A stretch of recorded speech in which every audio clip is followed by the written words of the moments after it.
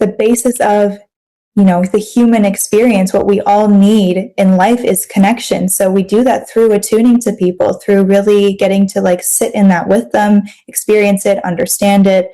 You'll know if you're not attuned to someone because you'll feel the distance between you. You'll feel the coldness. You'll feel that disconnect. And I don't really know what's going on with them. And I think they don't really want to share with me what's going on with them either.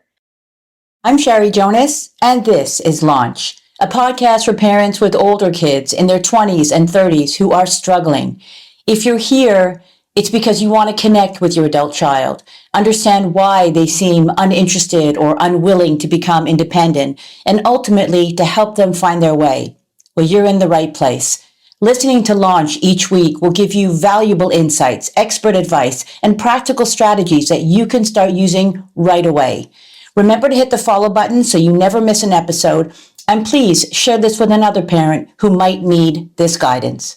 My guest today is Andie Toderovitz, a registered psychotherapist who specializes in relationship issues, attachment styles, and emotional well-being. Andie helps individuals of all ages develop greater self-awareness and build deeper, more meaningful connections. Today's discussion is an important one. We're talking about repairing relationships. So many parents struggle with this because they don't even realize how or when those issues started, since their adult children keep so much to themselves. Yet understanding the hidden reasons beneath these conflicts and learning how to communicate can open the door to healing and growth, which is exactly what your adult child needs to move forward. I know that by the end of this episode, you'll have a much clearer picture of how you can begin to repair your relationship with your son or daughter. So let's get started. Andie, welcome to Launch. Hi, it's nice to be back. It's nice to have you back. I'm actually looking forward to today's conversation. It's going to be a little different than the last one we had together. This is not your first time on, so I'm excited for that. Before we begin our conversation about the parent-child relationship, can you tell us what motivated you to become a psychotherapist? Of course. Yeah, it's a great question to start us off today. I want to say that the thing that motivated me to become a therapist was probably going to therapy myself. And so I think the first time I went was when I was 14 years old. My parents were going through a separation and eventually divorce. And so it became really challenging for me to navigate the feelings that were coming up, how to balance the two relationships that were, seemingly together and then falling apart. And there was definitely a bit of triangulation there. I think I was a mediator, a sounding board, a support for both of them in different ways. And that's a lot for a 14-year-old. Can you explain for the listener what you mean by triangulation? Yeah, I think triangulation is when we see, particularly in child and parent relationships, when a child becomes almost a source of either support or mediation for the parents. So the child actually becomes unhealthily involved in the parental relationship. And that's what we call triangulation, because the child is kind of thrown into this dynamic where two parents should be able to resolve conflict by themselves, but they actually bring their child in as a way to either make it easier, to win an argument, to resolve something, because they're not able to alone. So obviously, hearing them talk about each other, all the feelings they were feeling, I think I was taking that on myself, and then also going through my own changes. Like, my life completely shifted from sharing a home with both my parents and having a sense of normalcy and structure and routine to that completely being thrown out the window. Going to therapy was super helpful. And then years later, when I was in university, I went back to therapy to resolve a conflict that was happening in the relationship with my mom. So again, both times I went to therapy was primarily to resolve relationships with my parents and how they were making me feel. Yeah, and I'd love to share a little bit more about what that looked like for me, if that would be helpful. Please do. I was going to ask, but I was questioning whether it would be too invasive a question, but we would love to hear more about it. During their divorce, I spent a lot of time alone in my room. Either I was out with my friends or I was wanting to have the door closed and just be left alone. I think that was my way of feeling a sense of control and autonomy in, a time in my life when that was completely taken away from me because of circumstances outside of my control. And so looking back, I think I feel really sad that I had to go through that, but using therapy, having therapy was such a wonderful support for me. I had this person who listened to me, who validated me, who was just there to kind of support me through this really hard time in my life and very confusing as well. And I think that's what made me want to become a therapist is I love hearing people's stories. I love being able to help and support, individuals through what they're going through. And so being able to provide that to other people brings me so much fulfillment. And it's also healing in a lot of ways. I think a lot of the time healers, and maybe you can, resonate with this too, end up feeling like they've been healed as well through the work that they do. And so it's a huge driver for me in terms of therapy. Second time that I went to therapy was, again, when I was in university. I was probably in my early 20s, and my mom was getting remarried at the time. And for me, although she had been with her partner for many years, I think the shock of her getting remarried felt like an abandonment or a betrayal of sorts, even though it wasn't, but it was so jarring. I was feeling like I might lose my mom, the life again that we had kind of gotten used to and rebuilt together, like that was all going to change because she wasn't living with her partner full time for many years. So going to therapy again gave me that space to really talk things through, to be able to express myself to her and to feel like I was, again, like able to feel supported through a huge transition in my life. So huge driver for me wanting to kind of give that back to people and has definitely shaped who I am as a therapist as well. I love that. I love that. I feel like it's giving parents permission to put their kids into therapy because at the end of the day, you can only parent them, but you can't be their therapist. Mm-hmm. So I love the fact that you went outside of that circle, your parents' circle, and found an objective person, someone who can help you see things clearly and be your support system. And I think that's really important. And I'm glad that you shared that story. So thank you. Absolutely. So in your work now, what do you find are the common themes around relationship conflicts, especially if we can focus on the parent and adult child?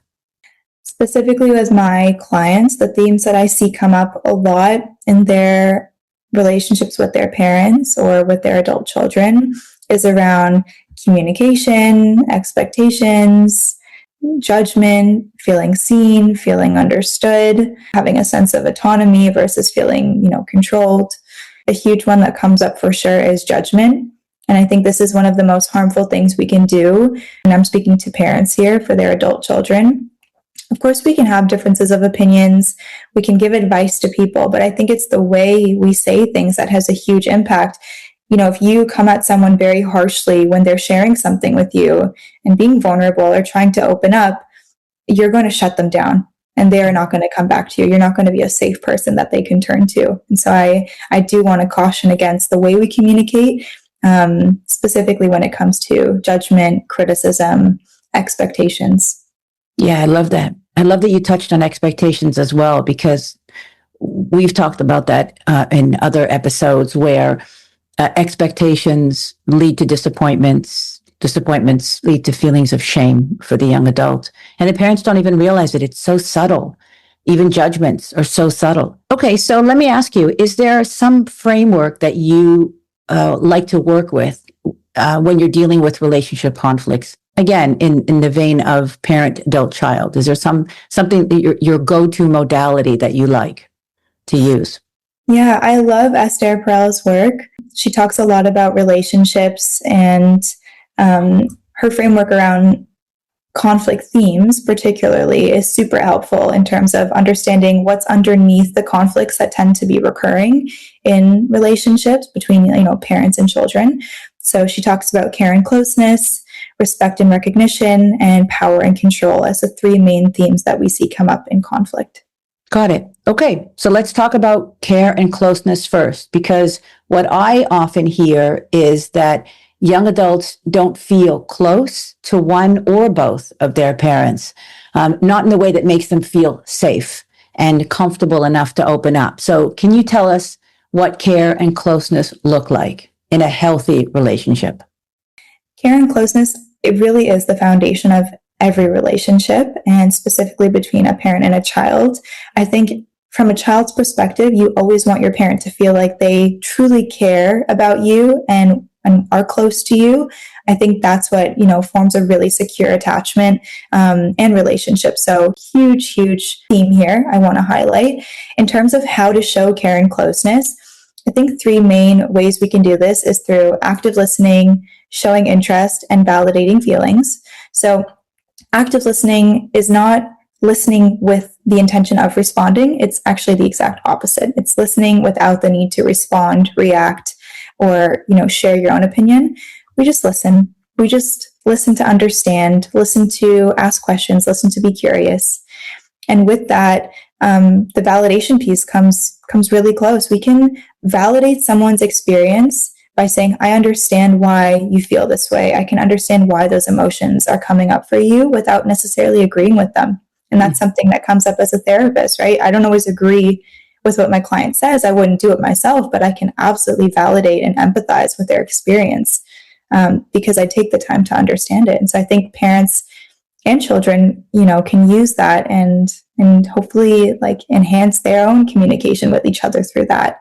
And then the last one, showing interest in something that someone loves or is passionate about or has, shown an interest in just a hobby. It's huge. It's the best way to really form a connection with someone and open up the dialogue to other, maybe more vulnerable topics or more uncomfortable topics. I mean, we have to start somewhere. So why not start where someone shows interest in something or finds value in something? It's a beautiful answer. And I love the fact that you went into the suggestion. But for the parent who doesn't know whether or not closeness and care and closeness is an issue, what would the signs be for a parent when an adult child does not feel close? I would say the main signs would be a sense of disconnection, distance, very surface level conversations or very short responses. And I might even just encourage you, if you're not sure what would make your adult child feel close to you or feel like you care for them, you can ask. I feel like sometimes we just need to know that it's okay to ask someone what they need from us in order to feel that care and closeness, because we can make these suggestions and we hope that they're universal to some degree, but they might not be. And it's okay to just, ask someone, what do you need from me to feel this way? Right. I think that's also a great conversation to have. And also, one thing that we always say at this stage in life, as when you're dealing with an adult, is don't just offer advice. Ask them, what do you need from me? Do you need me to just listen? Or would you like me to give you my opinion on something? And when you ask that question, it just, the floodgates open up, because then the adult can say, yeah, I just want you to listen. And it's so freeing, actually. To not have to have the right answer, to just be able to nod. Even I say to parents, if you don't know what to say, paraphrase. And do you want to tell the listener what paraphrasing is? Sure. It's just wrapping up what they shared with a nice little bow. It's, it's not a summary. It's not parroting back to them what they said, but it's almost, just shortening it and making sure they know you understood what they said. Right. I actually say that you could actually almost repeat, because sometimes it's just easier when you say, so what I understand or what I hear you saying is, and you almost repeat what they're saying. But that's to make it really easy. And then after a while, you get really good at it. And then you can do what you said, wrap it up in a bow. Yeah, absolutely. Okay. Start somewhere. Okay, care and closeness. Now, from what I understand about her work, there's also something that she works with. It's called attunement. So can we talk about the difference between paying attention during this care and closeness versus the concept of attunement? What is that? Attunement is, I think, one of the most beautiful things that can happen in any relationship. And I'll keep it, again, specific to the parent-child. Attuning is really being able to understand someone's emotional experience. It's being able to sit in their feelings with them, to really understand what they're going through. When we attune to someone, we can almost mirror them. We actually activate like mirror neurons in our brain. So we're almost with them in their experience, and they can feel that. They can feel that you're there with them, and you're not there to judge. You're not disconnected. You're not dismissing. You're just there. You're so tuned in to their experience and their emotions. And that's really, I think, the easiest way to think of attunement. What does the absence of attunement look like, and how can that make an adult child feel more alone if there is no attunement? I think the absence of attunement is disconnection. The basis of, the human experience, what we all need in life is connection. So we do that through attuning to people, through really getting to like sit in that with them, experience it, understand it. You'll know if you're not attuned to someone because you'll feel the distance between you. You'll feel the coldness. You'll feel that disconnect. And I don't really know what's going on with them. And I think they don't really want to share with me what's going on with them either. And so I think when you notice someone being vulnerable with you, and that could be your child in this case, really taking the time to attune in those moments, it will get you so much further in building that relationship with them. I love that. It's almost like you use that keyword connection, but it's almost connection through compassion. Yes, compassion and empathy, because sometimes compassion is hard. Right. Yes. I love these. I love all these words coming in. Okay, so let's talk about power and control. What does that look like in the parent-adult-child relationship? Let's begin with when an adult child feels controlled by their parent, because this is a big one. What does that look like? What would the signs be to a parent? I think the main signs that we'll see when an adult child is feeling controlled by their parent is resistance, withdrawal, defiance, and passive noncompliance. So, for example, resistance will be like pushing you away, resisting the suggestions or things that you tell them to do, withdrawing, being in their room alone, isolating, not wanting to spend time with you, defying what you ask of them, whether it's as simple as like household chores or, bigger things in life, like asking them to get a job or to move out or to socialize, whatever it might be. They're defying because they feel such a lack of control that is their way of regaining control. This is what happens every day in parents that I speak to. They don't understand why their adult won't listen to them. So can you elaborate a little bit more on the passive noncompliance aspect? What does that look like? It basically is when a child is not complying with something you said. So they're actively going against something that you've asked of them or told them as an expectation or something that they're supposed to do, but it's passive rather than aggressive. So it's more silent. So this might be ignoring, forgetting in some senses, just blatantly not doing something that you asked. So again, a form of resistance, I'd say, and also just trying to feel a sense of control and autonomy. And so that's how it shows up. Mm-hmm. It's funny, a lot of parents would say they're lazy, but I think that lazy is actually could be a sign of that passive noncompliance. They're not lazy, they just don't want to do it because you ask them to, and they don't feel the sense of control. Laziness is the number one thing that I've actually heard from my clients that they're called, but it's rarely ever that they're actually lazy to do something. There's so much underneath that. I would actually caution parents against using or calling their children lazy because, again, it's a judgment. We're pushing them away. It paints this picture for your child of the way you perceive them, and it's not going to be something that brings you closer together. So I'd actually be curious about the so-called laziness and what's underneath that. They're not lazy. When they want to do something, they do something. That's not a lazy person. Yes. That's a person there's other things going on, like you said. Before we leave this section of power and control, I just want to say that I know a lot of parents don't feel as if they're being controlling. So that's the interesting part. They don't feel the control part. On the other hand, they actually feel powerless. So it's kind of interesting. So what might have happened to their sense of authority, power, or control? How did they lose it before we talk about how can they get it back? I think when you say that, the first thing that comes to mind is connection before correction. I think oftentimes the relationship has been lost, which leads to the sense of authority being lost. And I do want to say, I think having control over your child is not a great goal to have, because we should never want to control or have authority over someone. I think a more healthy way to look at that is being a great role model or having a sense of influence over them. But in terms of how do you lose that, you probably lost the relationship first. Got it. Okay. What suggestions can you offer parents to help their young adults feel more empowered? And possibly we can say in control, because we do want our own feeling of being in control, not to control others, but to feel a sense of control. What suggestions can they do to restore that balance for their adult children? The first suggestion I can offer is shifting from directing to offering. Exactly like this. But instead of telling the parents here what they should do, I'm offering a suggestion. And I think sometimes it's as simple as using specific language when we talk to someone.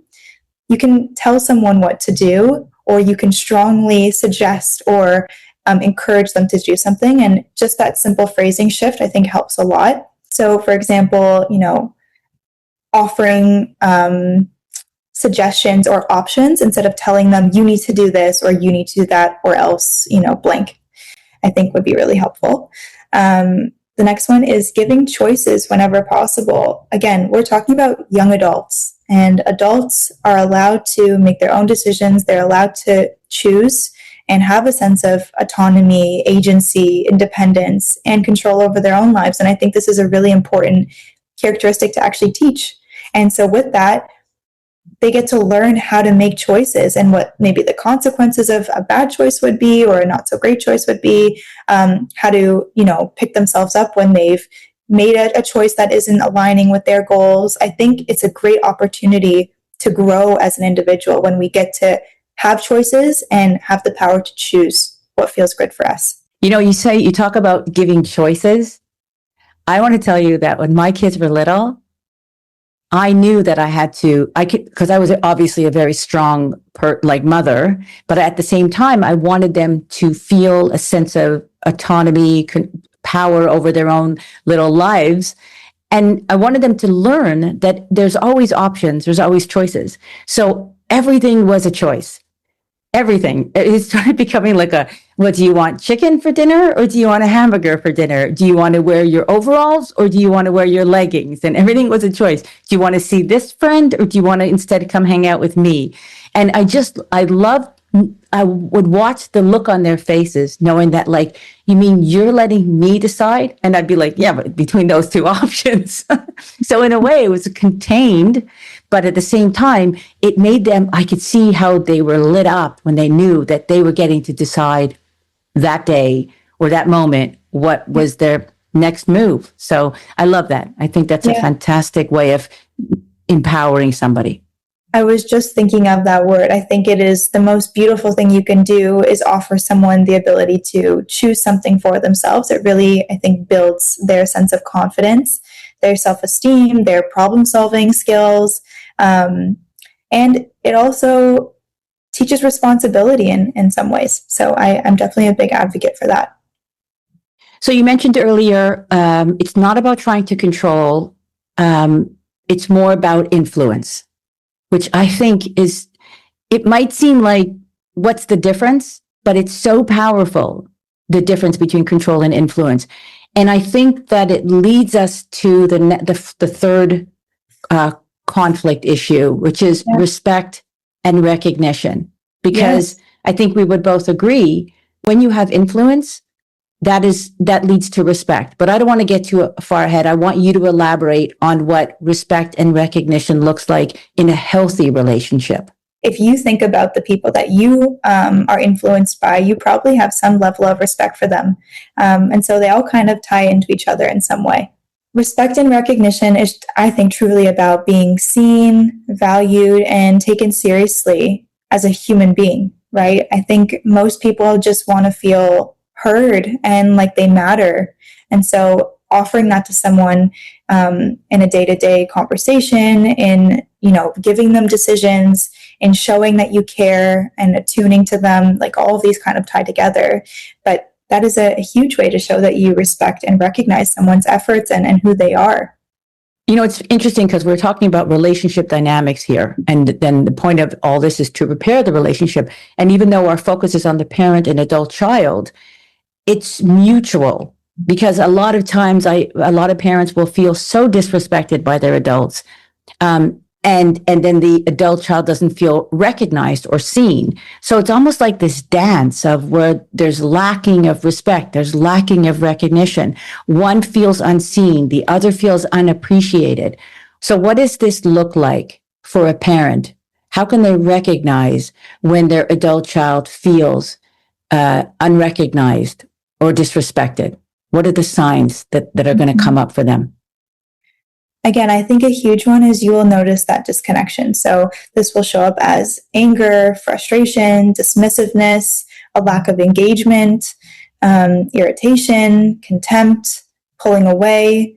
I think I'm thinking of one of my clients in particular who feels as though the choices they have made in their life weren't respected by their parents, and therefore they want nothing to do with them. They pull away, they stay in their rooms with the door closed, they don't want to engage, they don't even want to repair the relationship at this point because they feel like there's been so many years of being unseen, disrespected, not recognized for the effort that they're putting in. So I think you'll know because you really will feel like your child is just not present with you and they just don't care to have a relationship with you. I think like anyone would if we were feeling disrespected. And I think I want to also highlight here the importance of showing that you trust someone to make good decisions for themselves is also another way we can show that we respect someone. Mm-hmm. Like, I trust you to make great choices is a great way to say, I respect you and I respect the decisions you make. And so I think showing that would be a great step as well. I love that. You kind of just went into my next questions with what are the suggestions that we can offer parents to help their young adult. And I think you just nailed it. I don't know if there's more to that other than just showing that you trust them. But could you think of a few other suggestions that could help repair the respect and recognition aspect? Absolutely. Yeah. And I think I'm just getting excited, so I'm jumping ahead here. I think, again, acknowledging someone's perspectives or wants and desires in life, even when they're different from yours. And again, remembering here, validating and understanding does not mean you agree, but they don't have to exist in the same conversation. Recognizing someone's effort, not just the outcome or maybe their failures or what's gone wrong or how they could have done it better if they had only XYZ. It's really just recognizing that someone tried and it doesn't always go the way that we want when we try to. Also acknowledging that your adult child might not be feeling the best if something didn't go the way that they intended, and you don't need to add to that, feeling that they're probably experiencing. I think even as I'm sharing that, what's coming up for me is how debilitating shame is. Mm-hmm. And I don't think we recognize it's also almost invisible sometimes. So we don't always see the shame and embarrassment and sense of failure that people feel when they try something and don't succeed. And there's no need to add to that because I can assure you they're probably feeling it to some degree on their own. And I think a really great one is just speaking to them as an equal or as an adult, because truly we're talking about adult children here and they're adults. So I think it's okay to start to transform the relationship into one that I would describe as more equitable and equal rather than one where I have to be the parent, I have to be bigger, I have to be stronger, I have to have control. We don't need that anymore. They're grown up, and I think they want someone who that they can turn to and feels like it's going to be there, not someone who feels like they're better than them or knows better than them, because ultimately that's not how we're going to form a good relationship with anyone. Yeah, agreed. And also I think that it's so much easier for a parent to just be a role model.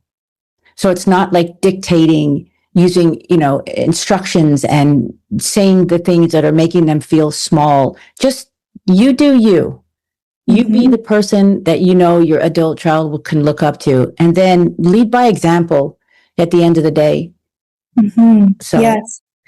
I want to share, I think my brother and I have both taken to my mom as an incredible role model. She has never made us feel bad about not doing something, about trying and getting it wrong. She's only ever encouraged us to keep going, to keep following our dreams, to, reflect on maybe what we didn't like about an experience and how we'd want to change that. And she was an incredible role model for hard work, discipline, getting shit done.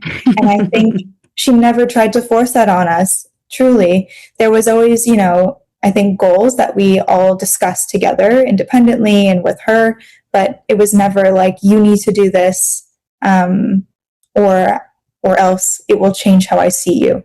Right. Andie, I always like to leave on a positive note. And every time I asked you about a different aspect of Esther Perel's conflict resolution issues, you provided suggestions, which was so great and so important. But is there any advice that you can share today for parents to begin to do the work on repairing the relationship? I think the best advice that I can offer today is that there is hope to repair the relationship between you and your adult child. I certainly have had ups and downs with my parents, and we've had to repair multiple times on multiple occasions. And so I want this episode to be the hope that you can change the relationship between you and your adult child, with that care and closeness, with that power and control, with that respect and recognition, and really transform what you are experiencing now to something that is beautiful and fulfilling and meaningful for both people involved. And I think that is how I'll leave it here today.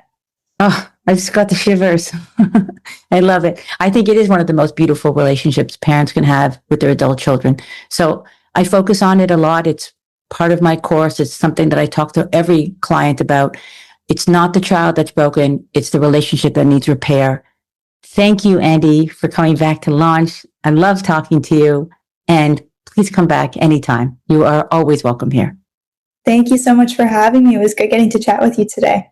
I hope today's episode gave you valuable insights and actionable steps that will help you guide your young adult to launch successfully into adulthood. If you found this topic helpful, feel free to leave a comment and hit the subscribe button so you never miss an episode. Leaving a 5-star review helps us reach more parents who are dealing with the same issues. And if there's something you want to ask me, I invite you to join Launch Advice, my weekly publication where I answer one question from parents just like you. It's free advice that will appear in your inbox probably when you need it the most. Just click Launch Advice in the show notes and don't forget to email me your confidential question. And remember, no one ever said parenting is easy, especially when you're raising an adult. Talk to you soon.